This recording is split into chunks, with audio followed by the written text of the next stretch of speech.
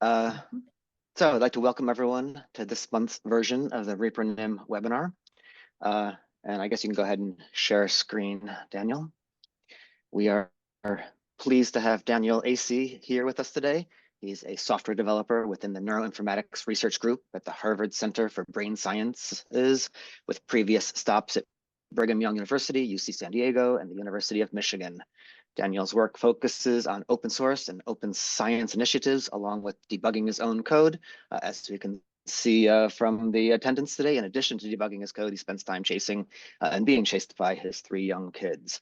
Before I pass the baton to Dan, I wanted to take a moment to both admire and recall the overall efforts of the Neuroinformatics Research Group in its various locales and its leadership with Randy Buckner and Tim O'Keefe. Randy introduced me first to XNAT back in what must be the early 2000s, and ever since then, that group's collective attention to the importance of data management, open source, and end user-centric products and sort of end-to-end processing has been, groundbreaking. So I just wanted to acknowledge that at the beginning and turn the floor over to Dan. Okay, thank you so much, David. And hello to everyone. I'm so excited to be able to present today on what we've been working on, this diffusion imaging quality assurance pipeline. So I look forward to talking about the work, and also really looking forward to receiving feedback from everyone. This is something that is in no way set in stone. We want to continue to develop and improve this. But that being said, we hope that right now it can be useful for many folks. And we're just really excited to kick this off and release it to the community. So Tim alluded to this a little bit already, but the Neuroinformatics Research Group already has a number of pipelines that have been developed over the years. So we've got our bold QC for fMRI data, bold data, ANAT QC for T1 data, T2 QC for T2 data. And these are excellent, very helpful pipelines that all kind of encompass this goal of real-time data quality checks. And we were happy to add DWIQC to this now, which is what I'll be focusing this presentation on today. So I'll just go ahead and jump into this. I'll give a brief overview here of the presentation, kind of what to expect in the different sections that we'll cross. So first, we'll talk about the why of DWIQC, why we decided to do this, why we felt this was important. And then we'll overview the makeup of DWIQC, the anatomy, if you will. And then we'll take a look at some of the DWIQC output, what to expect, what you'll see, and then also a brief overview, a very high-level conceptual overview of using DWIQC. We'll discuss some strengths and limitations of the software, and then again, briefly look at the documentation, just to give folks an idea of what it looks like, what's there. Talk about some future directions, things we hope to do in the coming weeks, months, and years with DWIQC. And then perhaps most importantly, get some thoughts from everyone, feedback, questions, comments, all those things. Very much looking forward to that section. But that being said, I hope that everyone will feel free and empowered to ask questions along the way. I'll stop periodically, but please don't hesitate if you have a question or a comment to say something, or to do the hand raise on Zoom, whatever you prefer. So we'll just jump right into it here. The why of DWIQC. So there's been a growing interest, increasing, not quite exponentially, I would say, but an increasing interest in diffusion imaging. And there's the technology that has come a long way, and it's much more feasible for folks to collect diffusion imaging in a given study. So because of these advancements, it's even easier now for folks who are not necessarily just focused on diffusion imaging data per se to kind of tack on diffusion acquisitions as a part of their studies. So it may not, like I say, may not be the focus of a study, maybe an fMRI study, but because of the growing interest in diffusion imaging, its capabilities, that we're seeing more and more that diffusion imaging is being tacked on to otherwise focused studies. So there's a lot of interest here and lots of very useful standalone tools that have been developed. We're familiar with FSL tools, MR tricks, and then larger pipelines that kind of integrate all these tools like pre-qual or QSI prep. However, we felt that there was a kind of lack of cohesion amongst all these tools, that there's a lot of wonderful tools being developed and that are out there available, but they're kind of disparate. They don't really connect very well all the time. So we wanted to bring them all together and provide this foundational computational support for diffusion.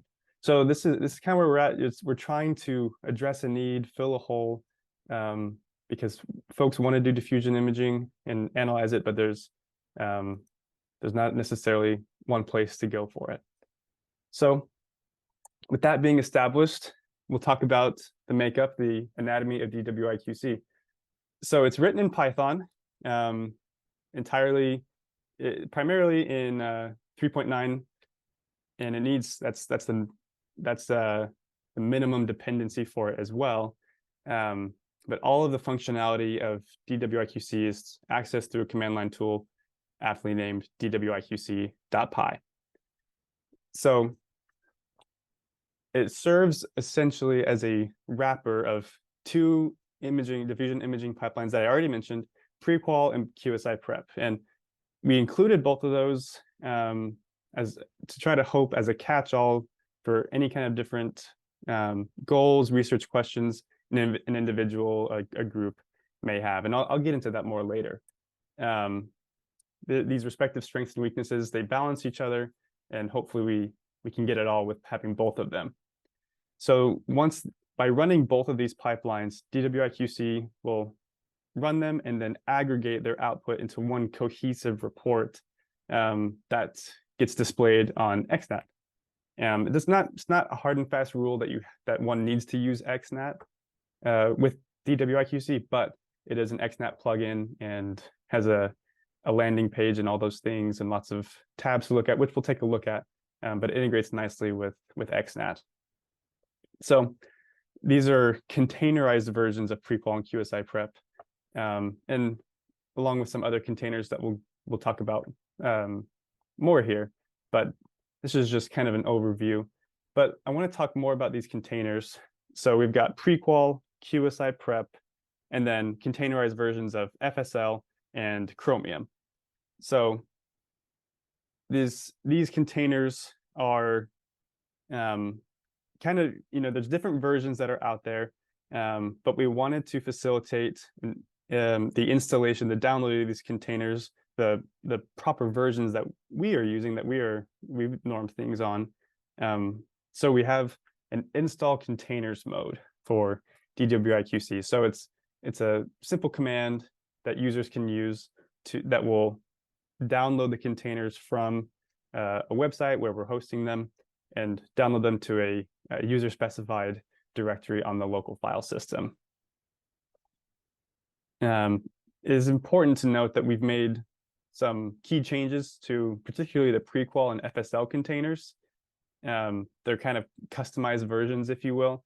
We haven't changed anything about the actual data processing, but we've changed just how the reports are generated a little bit. So nothing has been changed in a functional way, just in trying to make the output a little bit easier for us to work with. And as I note here, the 30 gigabytes of storage space would be necessary for downloading the containers. So I will pause here if there's any questions or comments up to this point. Quick question, in the containers, does it matter if it's Docker or Singularity, or can you go between Docker on someone's desktop and Singularity on someone's HPC or something like that? Excellent question. So these containers, they are Singularity, and we do, and so, like I said, we did make some changes to these Singularity containers. So these specific Singularity containers should be downloaded for the use in DWIQC because of the changes we made. So yeah, Singularity would be what we'd use. Good question. And I guess related to that, while I'm asking, as you sort of mentioned, this is at one level envisioned within the XNet environment. So again, we're an XNet user at our group at UMass, and I imagine that once a compliant data set comes in, this would launch somehow via the Singularity containers to like a high performance system. And again, Christian knows the more details of this, but again, we presumably do that through Singularity containers as well onto the high performance backend. So it's not really at this level intended to be sort of a user on their desktop type of tool. Is that the right, or is it? Well, yeah, so it's at this point, DWIQC has not been containerized. It's not integrated into XNet Container Service. And the reason for that is we've got this problem with, we've got prequal and QSI prep. And when we have a Singularity recipe file that we try to, want to build prequal and QSI prep within this one large container, there's some dependency conflicts between the two. So we can't build them within the same container. So that's why we have them kind of modulated into individual containers. And then this DWIQC Python code is meant to be used from the command line on an HPC system, but that it accesses the prequal QSI prep containers as standalone containers. So it's not all been wrapped up together. That's something we want to reconcile, these dependency issues between the two. So unfortunately, it's not like you say on XNet. It won't be just kicked off nicely like like these other pipelines that we have. But there are ways around it, but it's not quite as seamless as those other ones. Okay, thanks. Yeah, that's an awesome question. I have a question about the licensing. So I see you use the Harvard license, which is fairly open. You can just need to keep the copyright. But since you include FSL, which is not a very open license, it kind of limits the use for commercial purposes. Is there a way to get around that? I mean, to not use the FSL part? That's an excellent question. As far as I understand, so FSL is being used by Prequal and QSI Prep, and I'm not sure what licenses they are using. But to be perfectly honest, I'm not sure. Maybe Tim, would you be able to speak to that a little bit? Yeah, looking at the FSL license, yeah, you're right. You're permitted to use it for non-commercial use. So I don't think it would be very easy to untangle FSL from this pipeline. So yeah. Okay. Yeah. I think if you want to use FSL in a commercial application, or if you want to use DWIQC commercially, yeah, you're right. The FSL license would probably get in the way of that. Yeah. Okay. Thank you. Yeah, thanks, Tim. I wasn't sure about that one. And just as an aside on this topic, we've been running into a number of folks who, while they love FSL and FSL's diffusion toolkits, are actually rewriting gobs of it just to try to get around, that licensing issue. So it's a problem that is being worked. I mean, is a problem for everybody. So yeah. Yeah, it's good to know. But who's doing that? Who's leading those efforts? Well, there's a diffusion tool.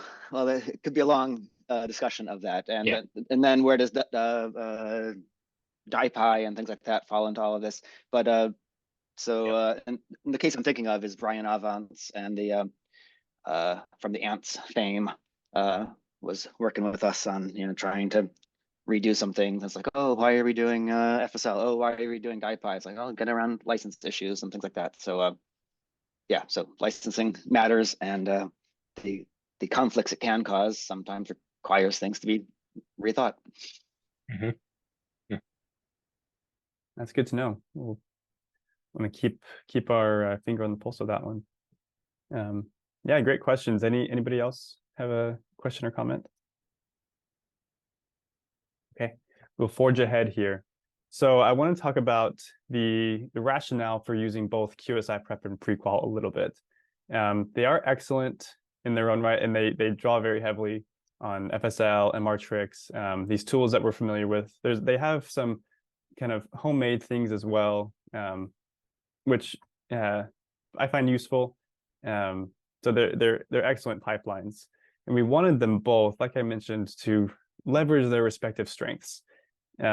Particularly their experimental design assumptions, and we'll get into that. But we felt that by having both of them, we could catch almost all use cases and experimental designs and different things that people will prefer depending on research questions and resource constraints and availability, things like that. And it's worth noting that QSI Prep is a BIDS app, and it kind of was developed with a similar ideology to other BIDS apps that we're familiar with. So if you've used QSI Prep, or when you look at the output, it'll feel familiar to users that have used FMI Prep or ReproQC as well. Now, prequal was specifically made to address some of the weaknesses that they felt QSI Prep had, and one could reasonably argue that that left it vulnerable to other flaws, other weaknesses. So it just strengthened the argument in our minds to include them both. So hopefully we can get the best of both worlds here, at least as close as we can get in science. But like I said, I want to touch more on what I see as one of the biggest fundamental differences between the two is the experimental design assumptions. So because of, like I mentioned, this recent interest in diffusion imaging, there's not much consensus. People are kind of doing lots of different things, which is good. It helps the field move forward, but it also presents challenges for those who develop the software for analyzing this data. So as it relates to field map acquisition, this is where things differ quite a bit across different studies and different research groups. So some studies will have a primary and reverse fade encode direction field map for every single main, I'll call it, diffusion scan. Every a diffusion scan that's especially kind of long, something in the ballpark 75 directions up to 120, anything in that range, kind of longer diffusion scans, they will have a dedicated field map in both the primary and reverse phase encode directions. So here's an example of that. We've got these two field maps, one collected in posterior anterior direction, other in anterior to posterior, and then immediately following it, a 103 volume diffusion scan. So what's meant, the susceptibility distortion correction top up is meant to be run using these two field maps to run the correction on this diffusion scan. So it's the 2-for-1 model, 2 field maps for 1 diffusion scan. And this is how QSI Prep approaches the analysis. It kind of assumes this and analyzes the data accordingly. Now there's the other way that's, there's not just 2 ways necessarily, but it kind of falls into these 2 camps for lots of studies, is acquiring 1 reverse polarity scan and then the V0 volumes being extracted from the primary diffusion scan to run the susceptibility distortion correction. So lots of times these main diffusion scans are much shorter. There's maybe 15 directions or 20 directions as opposed to the longer 7,500 directions. So here's an example of that. We got this reverse polarity scan and then this SBREF, which is not considered as part of the analysis here. And then a main diffusion scan, another SBREF not considered, and then a second diffusion scan. So the way prequal will do this is it'll combine this, if it's kind of assigned to, when you run this reverse polarity scan, it's understood that you will apply this B0 volume, this distortion correction to these 2 diffusion scans, and then these 2 diffusion scans will be combined, and rather than being a 15 direction scan and a second 15 direction scan, they're now a 30 direction scan. And you can aggregate these across as many diffusion scans as you want. It's up to the study, the research group, whatever it is. But this is how prequal approaches it. regardless of how long these scans are, how many there are, it will, if they're all the parameters are the same, the acquisition parameters are the same, it'll combine them all into kind of one mega diffusion scan. So that's the biggest difference between the two, is how they analyze the data. And this impacts the metrics that it spits out, all these key things down the road. And it's worth having them both to kind of catch all preferences. So I'll pause here, see if anyone has any questions regarding the QSI prep prequal approaches. So we will forge ahead then. So we've got these two pipelines that make up DWIQC. So now let's take a look at the output a little bit. And many of you may be familiar with QSI prep and prequal output already. But this is how we've organized it onto our XNAT landing page. So in this scenario, you run, your data gets uploaded to XNAT, and then you run DWIQC on it, and then upload the results to an XNAT session. So this is one session for a subject.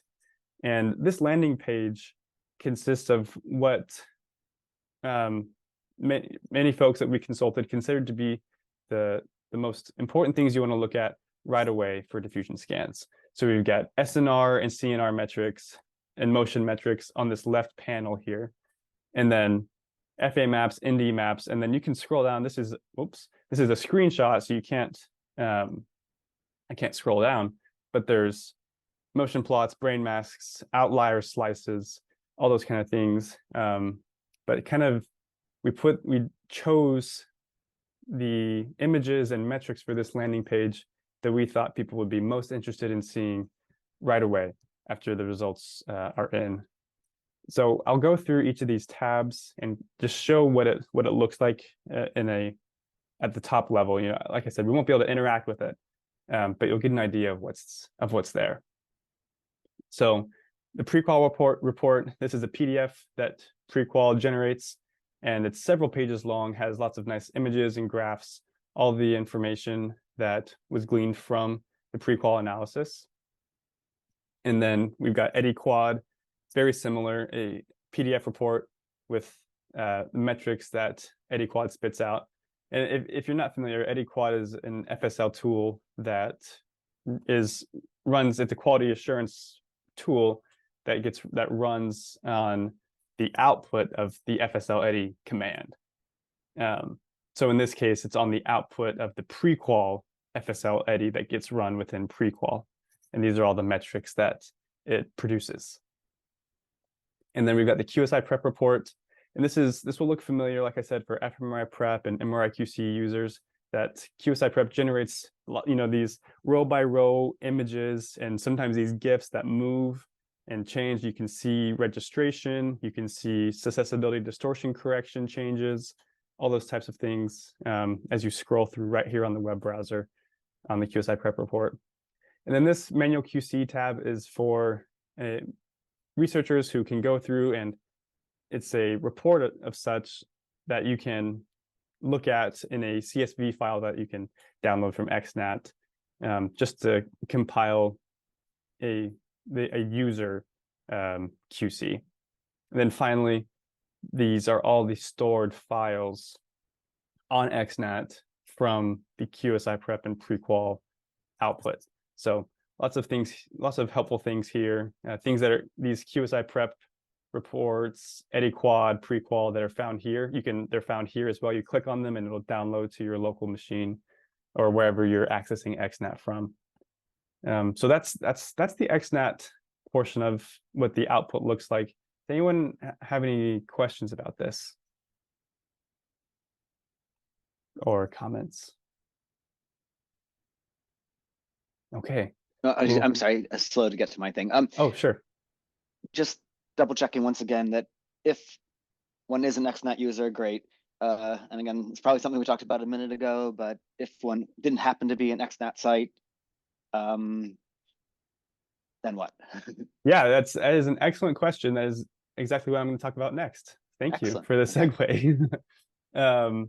Yeah, it is not a hard and fast rule to use XNAT. With the DWIQC, you are allowed to use it outside of DWIQC, or outside of XNAT, excuse me. So I will go over here the directory level output. This will be all the exact same output that you just saw in XNAT, except there's no pretty pictures and kind of aggregation of all these metrics and images. So I'll go over it quickly here. So we've got the output directory, which is user specified when DWIQC is run. And then we'll just go down the files tree here. So there'll be a derivatives directory underneath the output dir, and then it'll split off into a prequal and DWIQC output directory. So they largely follow the same structure for a couple of steps. You'll get the subject name and then the session for that subject. And then this will be for prequal, this is where it ends under the outputs directory. That's where all the reports, all the metrics, everything goes. And then QSI prep output has one more step into QSI prep. That's just the nature of how QSI prep was written. But this is how it gets presented in this file structure. So it gets buried a little bit, but hopefully it helps keep things organized. And we'll just look quickly here at an example of a prequel output directory. So there should be 11 subdirectories and one text file. So I'll save the trouble. That's what this one has. But the kind of directories I want to call your attention to are the PDF directory right here. So that's where you'll find the PDF report from prequal, just the same as the one that I showed on XNAT just a few minutes ago. So you can download that, open that. And then this PNG directory just contains all of the component images that get aggregated and put together into the PDF file. So if there are individual images that you want for a paper or for whatever you need, you can find them there. So you don't have to try to cut them out of the PDF. And then the EDI directory, like I mentioned earlier, the EDI, FSL EDI output, it gets put here. And this directory contains lots of files, but there's one most crucial one that will end with .qc. So here's an example, subject session.qc, and that's where all the output will ultimately go.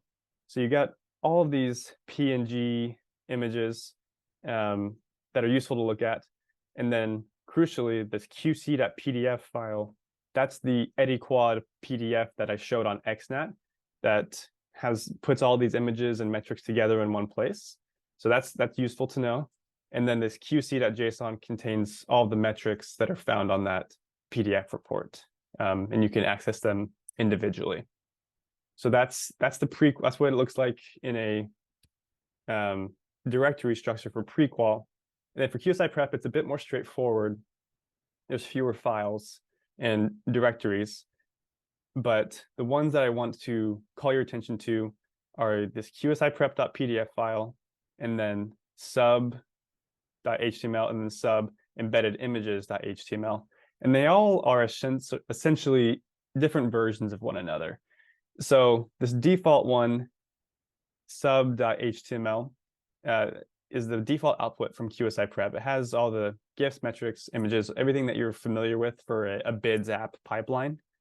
However, the problem with that is that if you're going to open that file, it depends on you opening it within this directory that it can access all of the output images from QSI prep. So you can't just pull out this HTML file and open it somewhere else on its own. You won't see any of the images that are supposed to be there.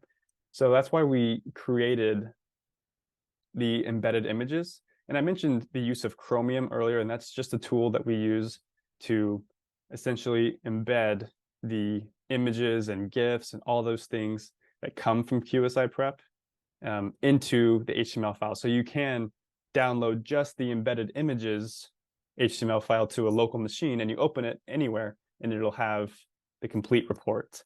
And the QSI prep.pdf file is the same way. The only difference is that it doesn't have the moving GIF images, the images that can change. So we decided to put that there just in case someone had a preference or a need for using a PDF.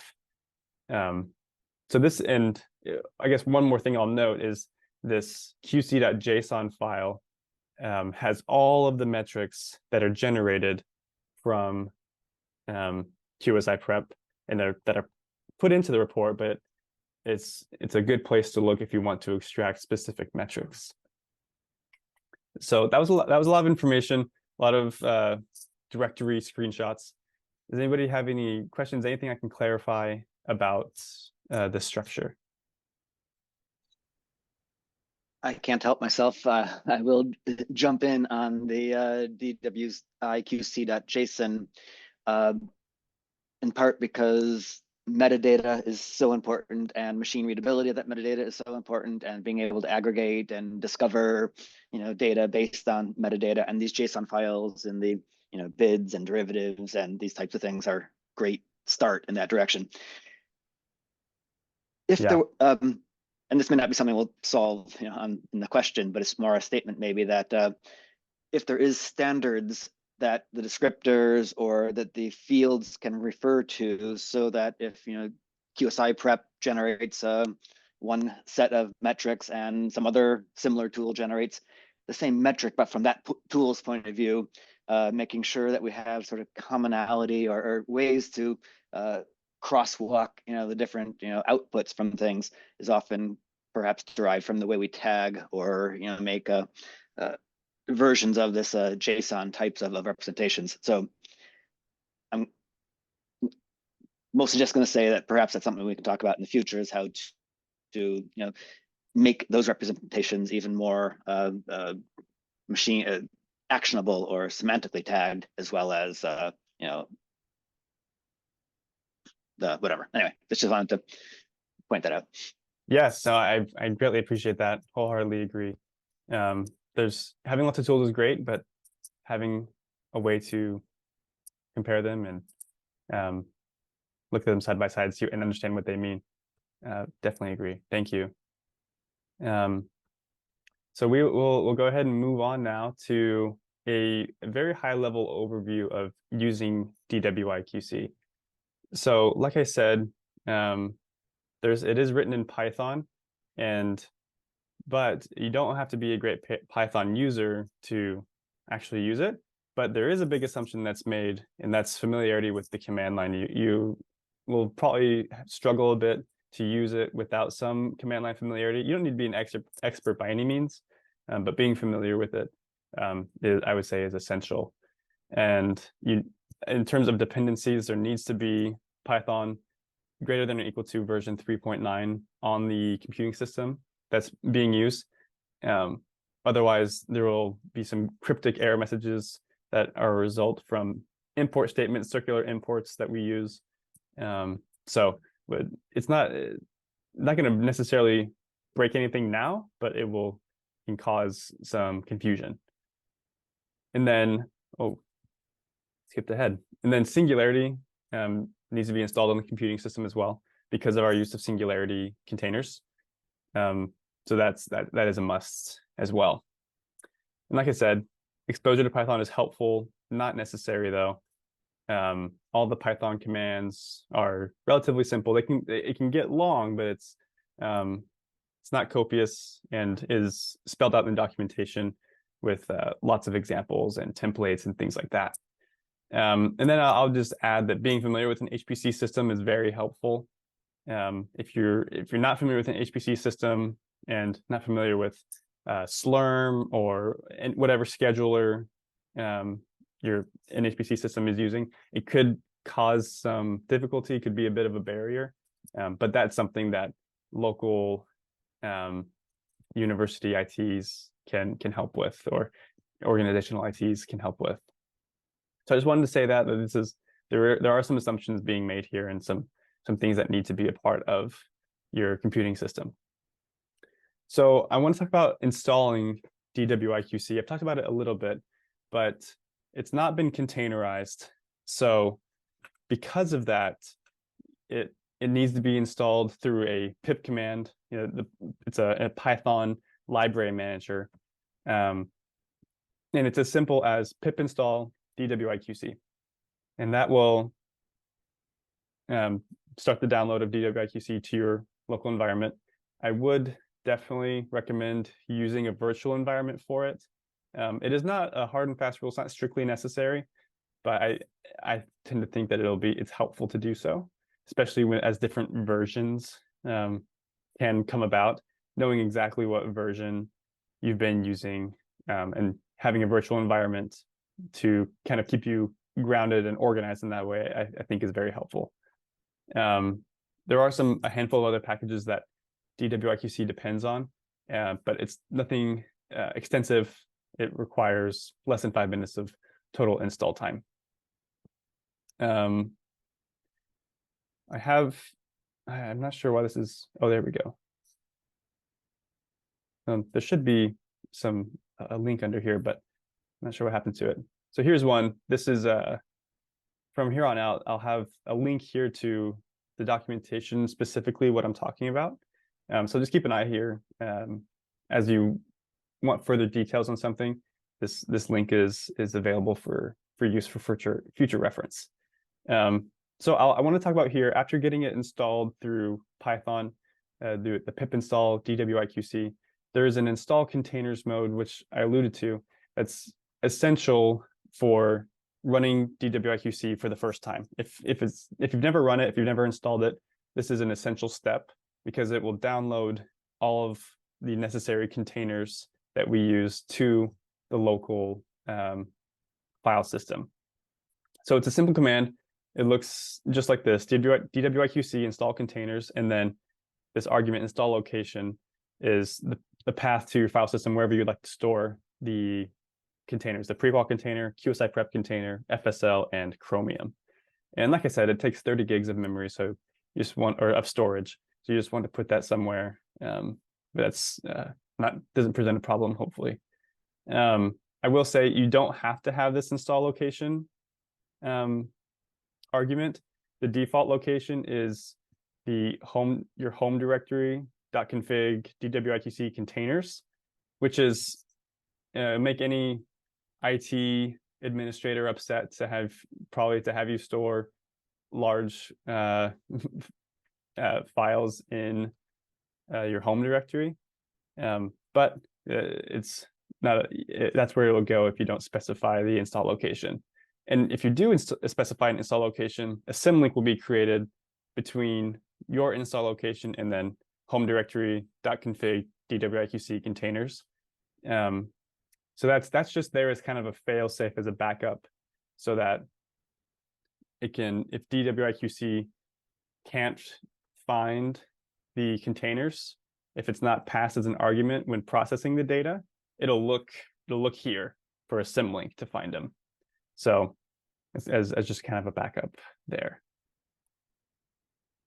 So with the containers installed and DWIQC installed, kind of ready to go, now comes the matter of getting the scans downloaded that you want. And one helpful way to do that is tagging scans on XNAT.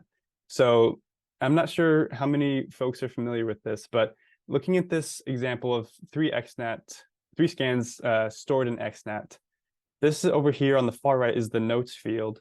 And we've decided to utilize the notes field by tagging scans. So we call them tags because of this hashtag here, but as a way of labeling scans, so that when we want to download data to an HPC from an XNAT instance, you can find exactly what you want just based on the tags. So there are a couple of ways to do this. One is through the XNAT interface. It can be a default. As soon as data gets archived into an XNAT instance, you can tell it that if it has a certain series description and it has a certain file description, if it meets those criteria, then tag it with DWI_FMAP_AP, for example, and it'll do that automatically as data is archived. Another option is to use the XNAT tagger Python package, which we developed as well, and it can be integrated into DWIQC. There's an argument that you can pass called run tagger, and it requires a little bit more than that, but I just wanted to put that out there that it's an option. to tag your scans. And it's really helpful, in my opinion, to tag scans, because then you can, when you want to download data from XNet, all you have to do is tell DWIQC what tags to look for, and then it will download those scans only. So I'll pause here, see if there's any questions or anything I can clarify for anybody. Tagging can be a little hairy. Yeah. Surprise, surprise, it's me again. So on the one hand, you earlier talked a little bit about it, this being a bids app like design to it. And now I feel like some of this tagging is the types of things that a bids version of a DWI, data set might have, like in the field maps directory, the various AP types of things. So is it correct kind of think of this tagging as a way to sort of map between where things might live in bids world and the way it's stored within XNet? Yeah, it can certainly, that's an excellent observation. It can certainly be used that way. It doesn't have to. These scans, you could tag it, you could call it anything, but it is a helpful way as you download things into bids format. And you're very good at helping me segue into my next topics. So I hope to answer this question further here. Thanks. Yes, no, thank you. So with Git mode, it uses, well, I'll back up before I answer your question. So when it comes to the Git mode is a way through DWIQC to download your data from XNet to the whatever file system you're on, your HPC or local file system, whatever you want to call it. And it uses the excellent Yaxle package for that download, developed by my esteemed colleague, Tim O'Keefe. And it gets downloaded into bids format, into a user-specified directory. So how it does this is through a YAML configuration file, and that determines which scans get downloaded, what they're called in the bids directory. Oh, I'm not sure what's going on here. Wow. I'm sorry. What they're called in the bids directory, and then where they get placed in the bids structure. So to your point, David, this is how these things are connected.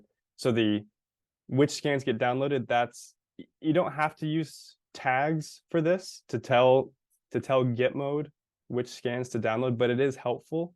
And you can name them such that you know exactly how they're going to show up in bids, in the bid structure, what they're going to be called, and where they'll be placed in that structure. So I want to illustrate this a little bit with an example of this config file. So in this example here, this is what you'll feed, something like this. You would feed into Git mode to tell it, first, what am I looking for? So this tag is similar to what we saw here. So it can be anything. It's whatever you've decided to call it. Don't get too hung up on this. This is on this hairiness. It's a regular expression, which anyone who knows that they're painful but so helpful. But it'll look through all the scans, and if a scan in the note field has something that matches this, DWI_main_A, and then a run number optionally. If it has anything like that, it'll say, okay, this is a scan that I should download.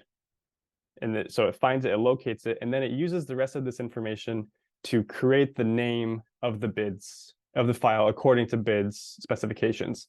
So the bid subdirectory that this one should go under, a scan that has this tag should have the DWI subdirectory and a DWI suffix, and then what direction was it acquired in, anterior to posterior, and then if you want to add acquisition group, you can call that whatever you'd like.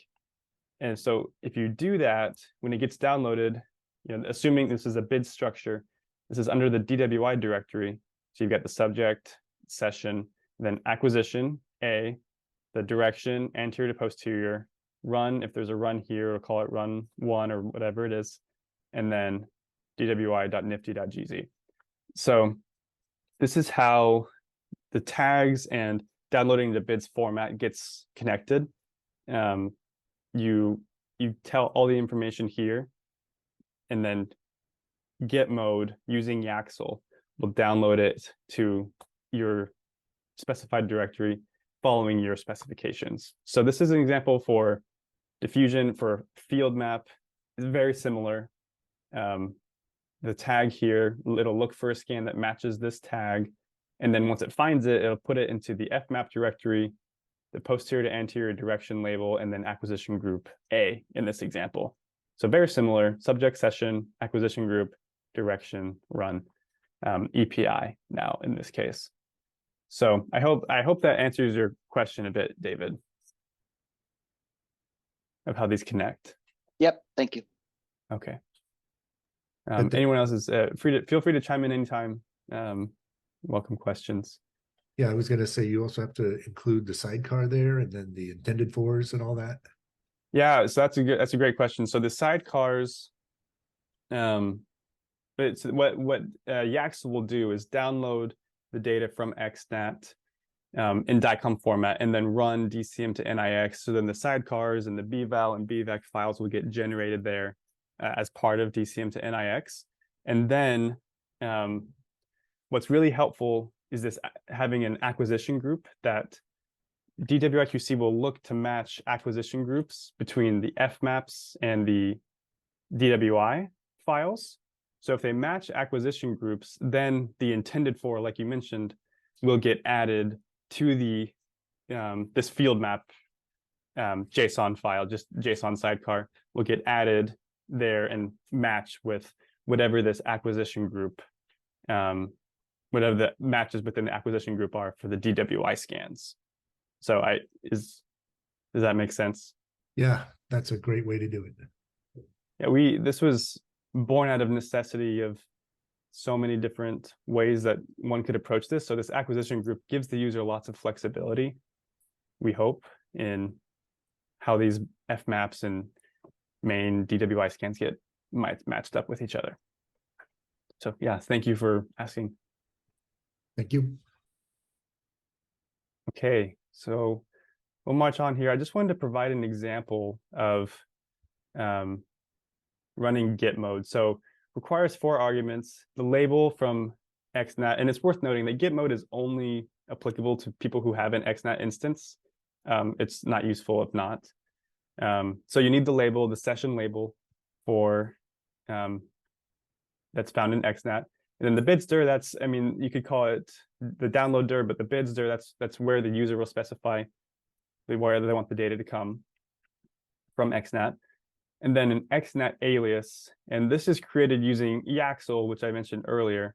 And to be brief about it, it's a way of storing your XNAT username, password, URL, all those things in one file, and you can access that file with an alias. So you could call this XNAT alias for a particular XNAT instance. You know, if it's nitric, you can call it nitric, and then it'll store your credentials. So I don't want to get too much into it. The documentation is very helpful on this. And it's not exactly necessary to use the XNAT alias argument. You can pass your username and password and URL and all those things if you prefer. But I would recommend this. I think it makes your life much easier. So thanks to Tim for this one. And then my computer's lagging on me a little bit here. Okay, there we go. So then the last argument that we need is the download config, and that's just referring to like a config file that contains something like this. And the documentation has an example of a full-fledged config file. So you'll just need to pass a path to that. So this is what it would look like as on the command line. And so that's just there for your reference. So that's get mode. That's how you get the data from XNAT. Now we'll move on to process mode. So this is where you actually get to run the DWIQC pipeline. So for this part, you don't have to have an XNAT instance. It's okay if it's not from XNAT, but you can still run process mode on non-XNAT data, but it just needs to be in BIDS format. Without it being in BIDS format, it'll get upset, primarily because of QSI prep requiring BIDS. Prequal does not, but QSI prep does. So we've made it such that DWIQC won't run unless it's on BIDS data. So this is where it gets to run. By default, both QSI prep and prequal get run. You can turn them off, one of them off, if you'd prefer. There's an argument for that, which gets explained more in the documentation. But you don't have to run both if you don't want to. QSI prep takes longer, and prequal is faster. So that's worth noting. So here's an example of what the command could look like. You'll notice there's no XNAT label because we wanted to make this available for non-XNAT users as well. So the sub session, the BIDS directory, wherever your BIDS data is found, then the partitions, Slurm partition or other schedule managers just needs to have the name of that partition. And then it does require a free surfer license. QSI prep specifically requires a free surfer license. So those are free to get. You can download those from the free surfer website and just pass the path to that license here. And like I mentioned earlier, the output derivatives are found under the user specified BIDS directory here, and in that same structure that I showed earlier is how it'll show up. And then finally, tandem mode, which is a combination of Git and process mode. So this is only applicable if you have an XNAT instance. If not, then this won't be useful. But hopefully the best of both worlds, that you can, with one command, download your data and then process it and then upload it back to XNAT with its report. So here's an example of what it could look like. As you'll notice, there's lots, it essentially needs the commands that get mode and process mode require. So it's a little bit longer, but if you have an XNAT instance, then this is a helpful way to streamline the process. Okay, so that concludes the how to use DWIQC. I'll pause for any questions or comments here before we move on. We've gotten through the kind of core of DWIQC, and we'll just talk about it a little bit more conceptually now. So I'll go over the strengths and limitations. So there's some things that really stand out as strengths to DWIQC, and that's the flexibility of it, and that's very customizable. So there are some, if you're familiar with QSI prep and prequal, there are lots of optional arguments that you can pass and optional flags you can pass to those pipelines. We have some default ones, and you can see those on our GitHub repository and on the documentation that we thought were kind of a good place, kind of a vanilla place to be for most users. But it's very customizable. You can customize those commands to your needs, your preferences. So that's very helpful. And it's something else that's a part of that, like I mentioned, DWIQC is amenable to several different experimental designs. You don't have to exclude yourself from using it just because of how the design of the experiment was. And that's by virtue of having both QSI prep and prequal as a part of it. We really feel strongly about the landing page on XNAT, that we had experts, the neuroimaging experts and users help us decide what lands there. And it's this data that you're seeing on the landing page, that you see in the reports, it's put through a gauntlet. There's a real pipelines, real processing that's happening. It's not spot check things. If there's problems with the data, it'll get found by running this pipeline. And it's 2-for-1, open source, actively maintained. But one of the biggest strengths, I think, is catching potentially data issues in real time, or issues with the scanner or acquisition problems in real time. Because in a perfect world, data gets archived in XNAT, DWIQC gets run soon after, and it's uploaded within a 12 to 24 hour period of the data being archived. You can catch issues right away. And you know that if something failed in DWIQC along with the other pipelines we have, there's something to take a look at. It's hopefully very helpful in catching issues before they become real issues in real time. Now, some limitations. Best results require GPU resources. Specifically uses CUDA, so that requires an NVIDIA GPU processor. And this is primarily for volume-to-volume motion correction, which many folks feel strongly about, feel is absolutely essential to image processing, and reasonable minds will disagree on that. It can be run without a GPU. There's a command line argument, no GPU, that you can run.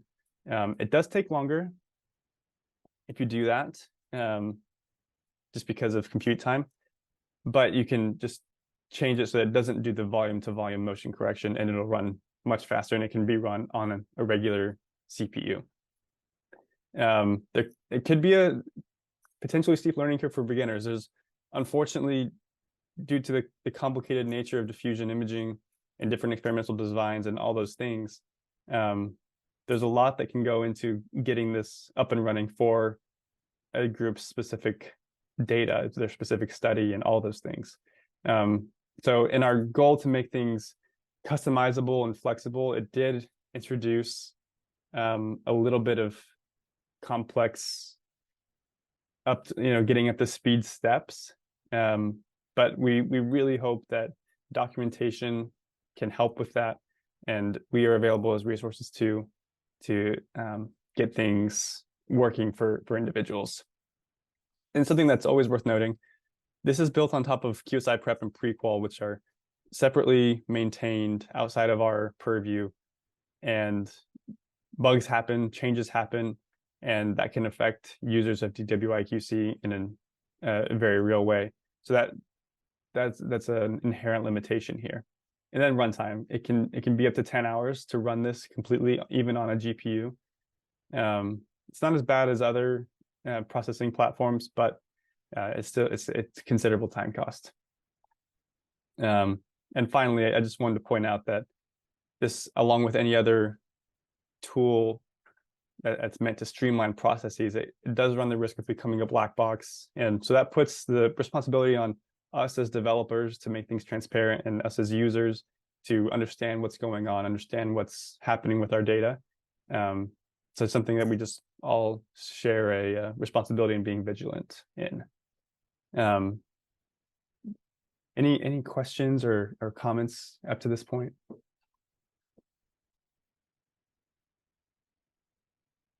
Okay, so I'll quickly go through. I just want to expose everyone here to the documentation that we have, that I hope is helpful and can walk folks through what to expect.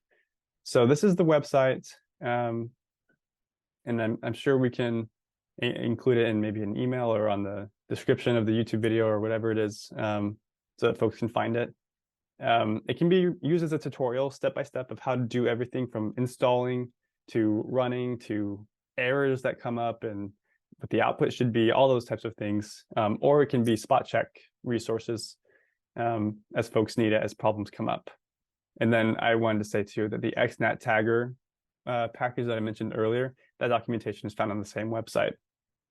So I'll just quickly go through here. This is what it looks like when you go to the website. And over here, this is where the table of contents is, and everything that is found on the documentation. So if you click on user documentation, you'll find all of this help with running the pipeline. And this expands into step-by-step instructions on all the things we talked about today. And then there's also a resource for understanding the report page in more depth, what's here, why we chose it, all those sorts of things. And then this developer documentation tab is help with installing DWIQC on your HPC or local environment, and then also installing it on XNet, building the plugin, activating the plugin in your XNet instance so that you can see this landing page with all of its tabs and metrics and bells and whistles and such. And then we've got the XNet tagger documentation. If you choose to go that route, this is helpful. This is how to configure XNet tagger, this expanded window, and then running XNet tagger, all these subheaders. So I just wanted to really, I realized that was very quick, but I just wanted more than anything to show folks what's there at a broad level, what help is available to get off the ground with DWIQC. So we'll discuss now some future directions, future plans that we have for DWIQC. We want to, this is potentially the biggest thing on our horizon, is doing something similar to what QSI Prep does and other BIDS apps, is creating this auto-generated HTML report that will hopefully be very similar, look very similar to the XNet landing page that has all those images and metrics and tabs and all those fun things. But it gets all put into one HTML file so that non-XNet users can still have the nice looking report and easy to see, easy to understand, at a quick glance, what's going on with their data. So we have that on our radar. We do want to get this XNet container service figured out, getting out of our dependency issues with prequal and QSI Prep. It'll be quite a technical hurdle, but it's important to us, and we want to get it to the same level as our other pipelines that are integrated with XNet container service. And then finally, we have some custom changes that I mentioned with prequal that we need to fork the repository and then make some changes and create a pull request so that we can get some of these changes integrated so that we don't have to use a customized version of prequal, that we can stay up to date with prequal releases in the future. So that's what's most strongly on our radar. And but now we've got to the end of the presentation. And I'm so glad I could share this with everyone, and I'd love to hear thoughts or suggestions that anyone may have. But most of all, I'm very thankful that I could be a part of this. Thank you so much, Dan. That was very informative. I know I asked a lot of my questions along the way. So I'll start by opening the floor to others for any remaining questions.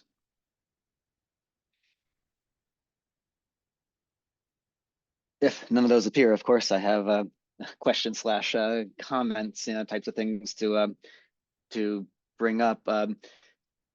Within the ReproNim program, amongst our big mandates and pushes is to get as much stuff into containerized types of environments as possible. And so it's great that there's just so many reasons why that's a good thing. And these versioning types of issues that you're aware of, and the forks that are necessary for certain things, keeping track of those is great.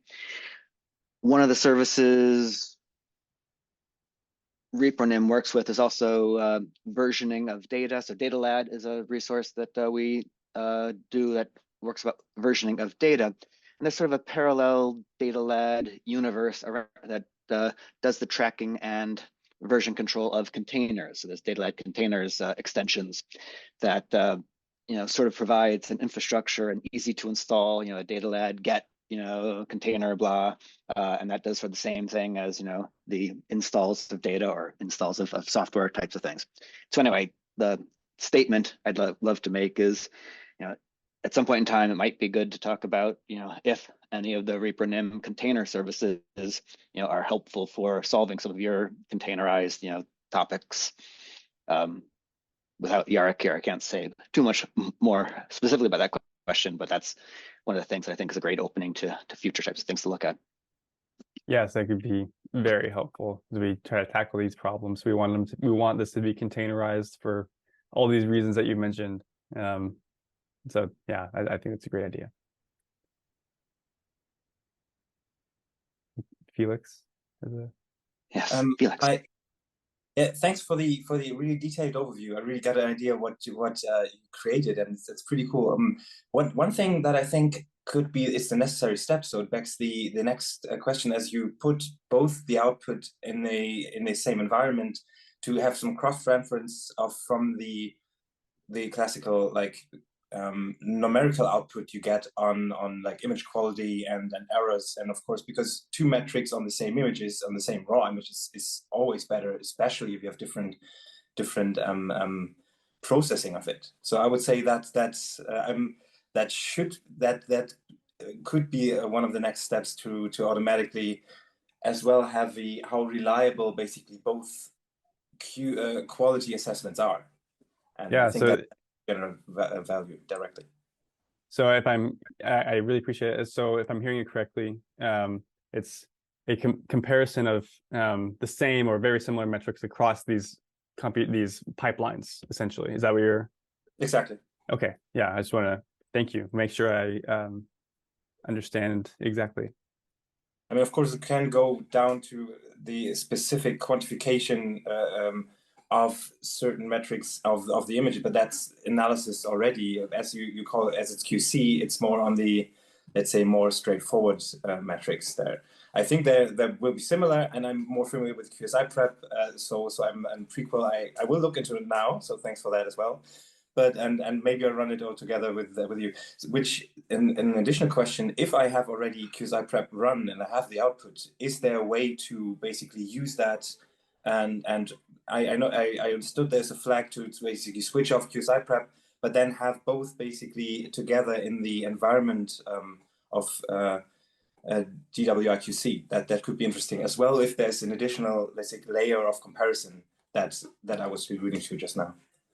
Yeah, so I mean, there's not. It's a really good point. There's not direct support for that right now, because the way that it works, the pipelines get run and they get put into their respective output directories, and then DWIQC will go and pull the different images and metrics and things like that from those output directories and put them into an XNAT artifacts directory is what we call it, and then from there they all get uploaded together. So I mean, I could see to answer, I mean, there's not direct support for just saying, here's my QSI prep output and here's my prequal output, upload them, to XNAT, but you could kind of in a manual way do that. But that's a very good suggestion, because that could be very interesting, where folks have previously processed in one but not the other, and then they still want, if you have an XNAT instance that you can upload to, then I can see that being very helpful. Yeah, that's a great thought. And the last thing, of course, if you can have a containerized XNAT instance to basically have, even on, let's say, not a large system, but let's say localized in a container, XNAT container, if that exists. I didn't look into that. I'm sorry for that. I used XNAT, but only indirectly, so I'm not really familiar. So I basically have the landing page in the end. Do you thought about this? Or I know that's a larger system, but would that be a possibility as well, to basically generate for a smaller system as well the output that DWIQC is creating in the end? Yeah, I would hope. I mean, that's part of what we want to achieve, is that it doesn't depend on XNAT or anything like that to have that output. It's very much on my mind, but right now it's not there, but it's very much on my mind. Yeah, thank you so much. Yeah, thank you. I appreciate it. Thank you.